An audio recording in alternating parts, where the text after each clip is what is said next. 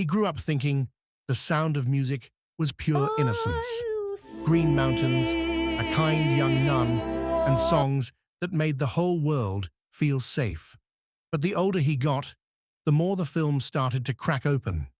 The helicopter that kept blowing Julie Andrews into the mud. The little Gretel who almost drowned in that funny boat scene. The captain whose voice wasn't really his, and the real Von Trapp family who never saw most of the money their story earned. Even the songs that sounded authentically Austrian were Broadway inventions sold back to the world as memory. My best. I have confidence they'll put me to the test. Now, when the camera rises over those hills, he doesn't just hear music. He hears the hidden cost behind every perfect note and every smiling face. These are 17 classic truths about the sound of music you never knew. Part 1. The spin in the wind from a helicopter. The hills fill my As a child, he saw Maria spinning on the mountaintop as a ritual of happiness. Dress flying, hair flying, voice soaring. Later, he learned that the opening scene was shot from a helicopter, its rotors roaring just above Julie Andrews' head. The downdraft so strong that every time the aircraft dipped too low, it knocked her flat into the mud and grass. The smooth cut on screen hides countless real faceplants out in the field. He never watched that scene the same way again. Each of Maria's turns started to look like an effort to resist some invisible force trying to shove her down. Both the helicopter's wind and the pressure to be perfect in every frame. And in his mind, from then on, the fall became a small but persistent detail, returning over and over whenever he discovered another uncomfortable truth behind an image that looked too beautiful. Part 2. The real woman quietly walking through the frame. There was one detail he only believed after watching it many times. In I Have Confidence, as Maria hurries through the stone arch with her suitcase, 3 figures pass in the distance. That's the real Maria Von Trapp, together with her daughter Rosemary and granddaughter Barbara. As a child, he never noticed, his eyes fixed on Julie Andrews' shy, awkward charm. Now, he's haunted by the idea, the real woman, the one who lived through war and once had to support a whole family with her singing, stands there for only a few seconds, watching a softer, prettier version of herself run into the story. Every time he re-watches it, he feels as if someone is quietly observing him from beyond the frame, just as the real Maria watches the movie Maria. One layer of reality is pushed into the background, another layer is outlined and brightened, and he's stuck in between, suddenly feeling a little off balance, like that very first spin on the mountaintop. Part 3. The man who called the film of his life, The Sound of Mucus. In his childhood memory, Captain Von Trapp was the symbol of sternness turned gentle, the cold man who gradually melted in music. Later, he read that Christopher Plummer absolutely hated the film. He famously called it The Sound of Mucus and complained that the script was too sentimental, the music too gooey. In Austria, during filming, Plummer was rumored to be drinking quite a bit and indulging a serious sweet tooth, gaining weight and forcing the costume department to let out his clothes. That image clashes completely with the neatly tailored, dignified father on screen. The boy he once was never imagined that after each tender look Captain Von Trapp gives Maria, there might be an actor behind him joking about the film and wrestling with the very role that moved so many people. And so the first pattern emerges. What he once took as a pure emblem of sincerity was being crafted by a man who never really believed in that sincerity at all. Part 4. The hidden voice behind Edelweiss. He used to choke up every time he heard Edelweiss, the captain cradling his guitar, that warm, steady voice, the whole hall singing along. Much later he discovered that most of Plummer's singing was dubbed by vocalist Bill Lee, a different voice entirely, laid over the man's face. Ironically, it took over half a century before a recording of Edelweiss, actually sung by Plummer himself, was released, a ghostly bit of sound returning to claim its place.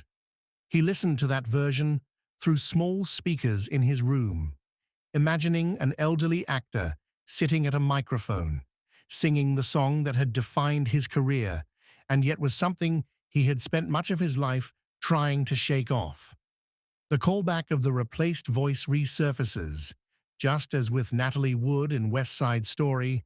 Now Captain Von Trapp hands over the musical soul of the character to someone else, while carrying the audience's emotions on his own face. Part 5. The little girl who almost went under in that fun boat scene. The capsized boat scene always made children burst out laughing. Maria and the kids soaked to the bone, stumbling toward the shore.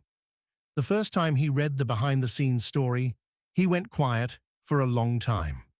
Kim Carruth, little Gretel, was only 5 at the time and couldn't swim. The shot was planned, so Julie Andrews would grab her, but in one take, Andrews fell the other way, and Kim slid into the deep part of the lake, disappearing under the surface until crew members jumped in to rescue her.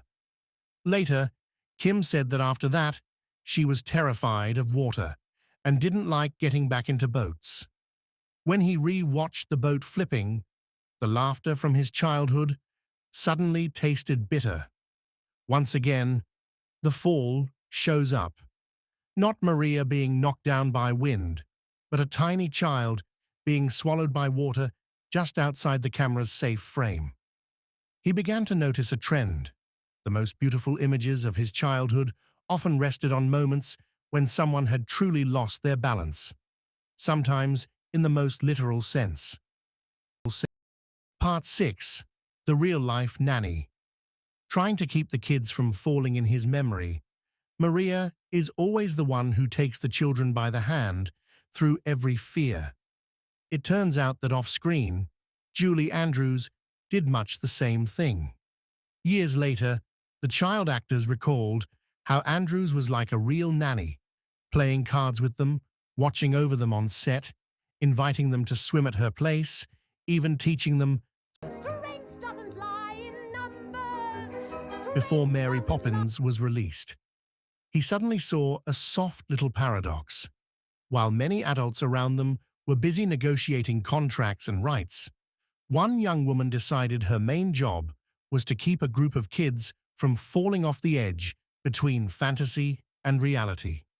The near drowning of Gretel, the helicopter blows, knocking Julie over on the mountain. Behind all that, there was always some adult hand reaching out to pull someone back up. And here, a reversed pattern appears.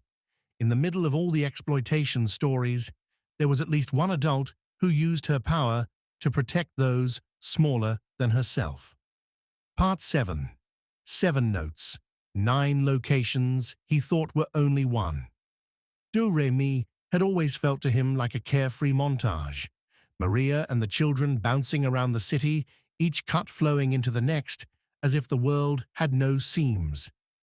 Only later did he learn that this one sequence alone was shot in 9 different places around Salzburg, from the Mirabelle Gardens to stairways, bridges, and meadows, then stitched together into a single, smooth journey. As a child, he never asked why the kids seemed to teleport so quickly from spot to spot. Now, he can clearly see the editor's hand, trimming away the tired walks, the botched steps, keeping only the bounciest, happiest moments.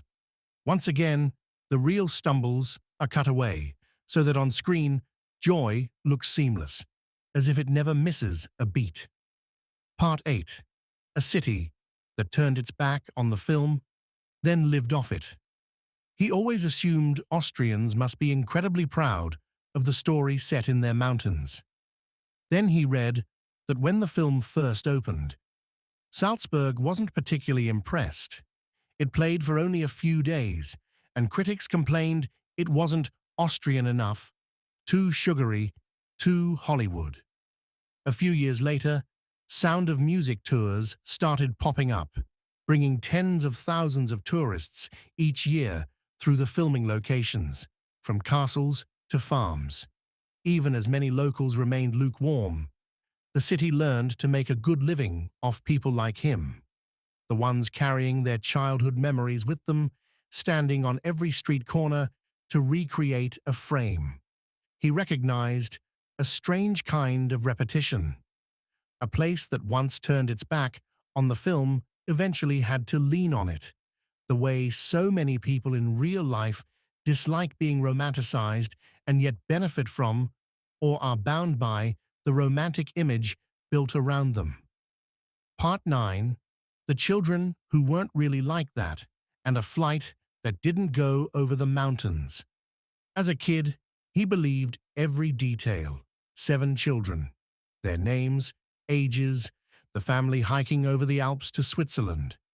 As an adult, he found out it was all heavily fictionalized. In real life, the Von Trapps had 9 and eventually 10 children. Their names and birth order were different, and the eldest was Rupert, not Liesel, 16 going on 17. They also didn't climb the mountains to escape the Nazis. They took a train out of Austria into Italy, then eventually emigrated to the United States, touring as a family choir before settling in Vermont and opening the Trapp Family Lodge. The scene of the family hauling their luggage over the peak at the end of the film now feels like a beautiful lie to him. The filmmakers chose a dramatic alpine crossing for maximum impact, while the real escape route was less epic, more complicated, and much closer to everyday anxieties about money and survival. Once again, he realized that as a child, he had believed in a kind of beauty that could be surprisingly cruel to the truth. Part 10. The Real Woman Who Was Nothing Like the Gentle Maria He Loved. In his mind, Maria was Julie Andrews, gentle, witty, musical, always just naughty enough, but never truly sharp. Then he read accounts from people who met the real Maria von Trapp on television. She was a storm of a woman, strong, direct, and at times almost overwhelming. Not exactly the dreamy young governess he'd seen on screen. He no longer views film Maria in quite the same way. Every time she twirls in the living room, he thinks of a woman who once had to fire staff, move her family into the attic, and rent out rooms to keep them afloat when they went bankrupt before the war. The softness he'd fallen in love with in the movie had actually been trimmed and sanded down to fit a heartwarming family story. The callback of smoothing out the rough edges reappears, reality versus fiction, soft versus hard, all carefully edited to match the dream that audiences like him wanted to see. Part 11. The family became legend. But where did the money go? He once thought, the Von Trapps must have gotten rich from this movie. The truth turned out to be more complicated. Before Hollywood ever arrived, Maria had sold the film rights to their story to German producers who made Die Trapp Family and Die Trapp Family in America. When Americans later bought the rights from Germany to create the musical and the film, the real family had little say left and did not receive a share of the enormous global profits that matched the movie's success. He remembered the final scene of the family on stage, bowing to a roaring crowd. Outside the cinema for decades, people kept buying tickets, records, and tours. And he, just another anonymous viewer, suddenly realized he too had played a part in this pattern. Loving a family that had been turned into a symbol while the living people behind that symbol once had to accept contracts that weren't really in their favor. Part 12. Edelweiss isn't Austrian folk music, and the yodel made the real Maria frown. As a child, he assumed Edelweiss was an old Austrian folk song, sung for so long that people had forgotten who wrote it. Later, he found out that Rodgers and Hammerstein composed it specifically for the stage musical, and the film then made it so famous that many people now mistake it for an unofficial national song. Even The Lonely Goat Herd, with its cute yodeling, didn't entirely please the real Maria von Trapp. She complained that the yodeling in the film wasn't true to the local mountain tradition. He found it funny, but also a little bittersweet. The world was singing along to melodies they thought were so Austrian, while many Austrians themselves didn't recognize them as their own. A layer of sound of the homeland had been manufactured on Broadway, then handed back to audiences as a gift of identity. Once again, he saw the familiar pattern. Popular art can invent a collective memory, and if it's sweet enough, people will happily accept it without asking questions. Part 13. Rain, helicopters, capsized boats, and a studio on the brink. Reading about production history, he realized that more than people nearly fell, whole institutions did too. In Salzburg, it rained constantly. Schedules were thrown into chaos. Helicopters had to adjust their flight paths again and again to capture the hills without knocking Andrews over one more time. Meanwhile, 20th Century Fox was still reeling from the financial disaster of Cleopatra. If The Sound of Music had failed, the studio might have sunk even deeper into crisis.